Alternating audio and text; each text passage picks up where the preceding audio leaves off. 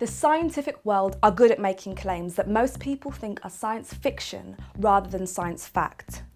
But once in a while, these radical ideas are proved right and our whole understanding of reality has to be rethought. So how about this one? The universe and everything in it, including you and me, are a kind of hologram.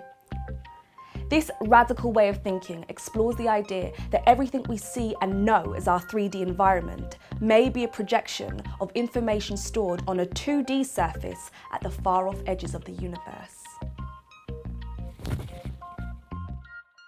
This theory is backed up by the mathematics that describe black holes.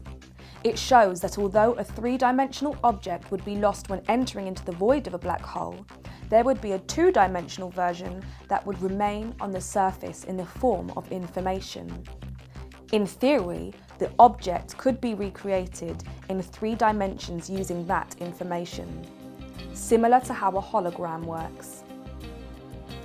Exploiting the unique properties of lasers and the interference patterns they create on exposed film, it is possible to project a 3D image from a 2-dimensional surface. Even more intriguing is the fact that every part of a hologram holds the information for the whole. No matter how far you slice it up, the whole image could be recreated from even the smallest section.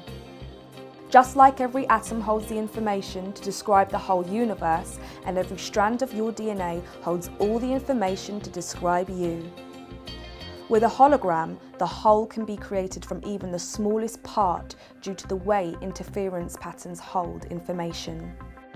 Me, you, and all this could be described as interference patterns, and it's the way that we interpret these patterns which determines how we perceive reality. The evidence for a holographic universe is wide and varied, and I'm sure Manjia and her guests have a lot to talk about. Back to you guys at the studio.